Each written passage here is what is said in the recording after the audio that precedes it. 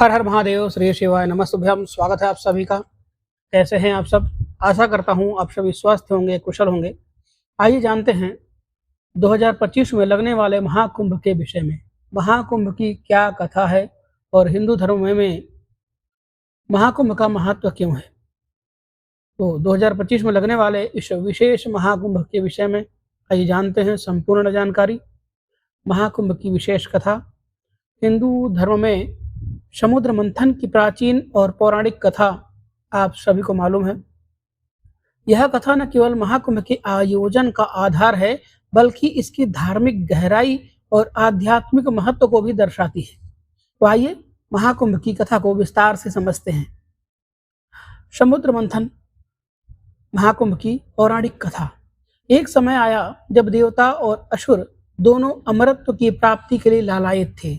ऋषि कश्यप के दो पुत्र थे, देवता शुर और असुर यानी दानव। हमेशा आपस में संघर्षरत रहते थे।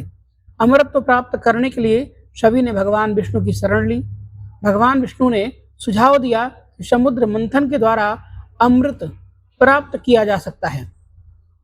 समुद्र मंथन की प्रक्रिया: मंदार पर्वत और वासुकी नाग का उपयोग।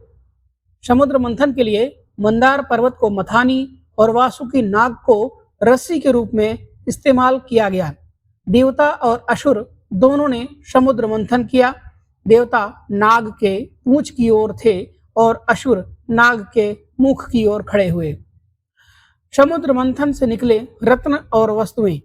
समुद्र मंथन के दौरान 14 रत्न और कई महत्वपूर्ण वस्तुएं प्राप्त हुई, जैसे लक्ष्मी देवी, कौस्तुभ मणि, कल्प वृक्ष, कामधेनु गाय, विष हलाहल जिसे भगवान शिव ने ग्रहण किया और बाद में नीलकंठ कहलाए। अंत में अमृत का कलश प्राप्त हुआ।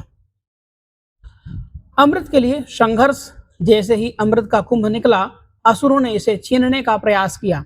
देवताओं और असुरों के बीच अमृत कुंभ को लेकर 12 दिनों तक संघर्ष हुआ। इसी संघर्ष के दौरान भगवान विष्णु ने मोहिनी का रूप धारण करके असुरों को भ्रमित किया और अमृत को देवताओं तक पहुंचाने का प्रयास किया।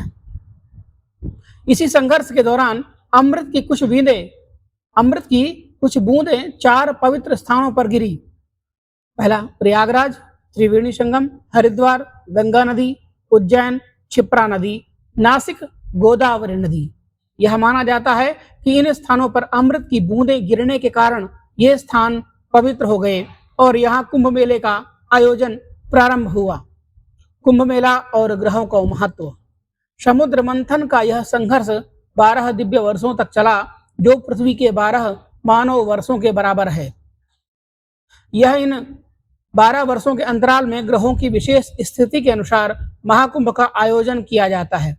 ज्योतिषीय गणनाओं के अनुसार सूर्य, चंद्रमा और बृहस्पति की इन विशेष स्थिति इन आयोजनों को और अधिक शुभ बनाती है। धार्मिक और आध्यात्मिक महत्व।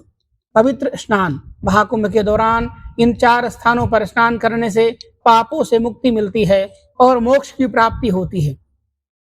अमृत और मोक्ष। यह आयोजन अमृत के प्रतीक के रूप में हर व्यक्ति को आत्मिक शुद्धि और मोक्ष प्राप्त करने का अवसर प्रदान करता है।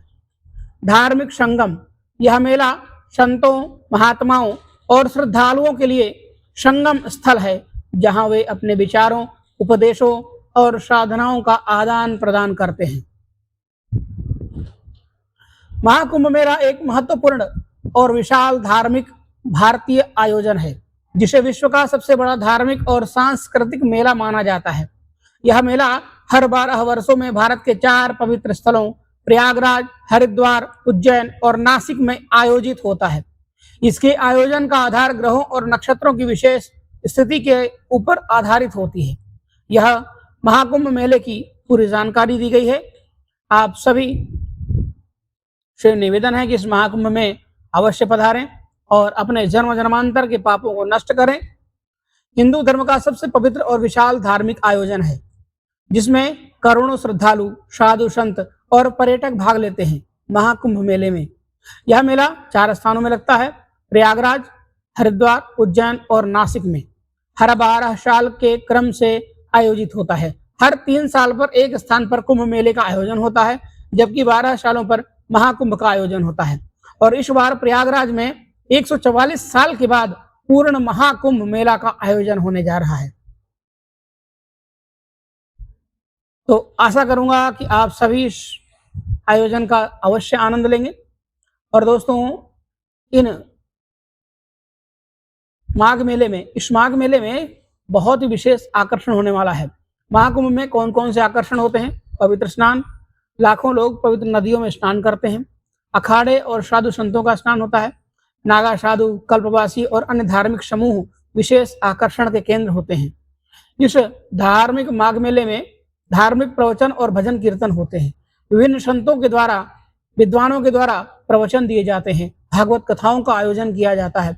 सांस्कृतिक कार्यक्रम, मेले में धार्मिक और सांस्कृतिक गतिविधियों का आयोजन किया जाता है। अस्थायी नगर, मेले के दौरान लाखों लोगों के लिए अस्थायी शहर बनाया जाता है, जिसमें सभी आधुनिक सुविधाएं उपलब्ध होती हैं।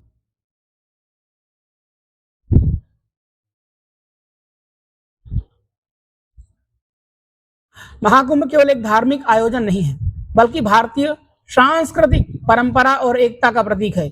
यह मेला हर बार भारत और विश्व को आध्यात्म, सांस्कृतिक धरोहर और मानवीय मूल्यों की झलक दिखलाता है। यदि आप इसे अनुभव करना चाहते हैं तो यह अद्वितीय अवसर को हाथ से जाने ना दें। तो दोस्तों, आशा करूंगा कि आप सभी इस माघ मेले का आनंद अवश्य लेंगे। और दोस्तों, वीडियो को लाइक जरूर करें और हमारे चैनल को भी सब्सक्राइब कर लें, जिससे आपको इसी तरह की विशेष ज्ञानवर्धक जानकारियां मिलती रहें। मिलते हैं एक नई वीडियो में एक नई जानकारी के साथ। तब तक के लिए धन्यवाद। हर हर महादेव। श्री शिवाय नमस्तुभ्यं।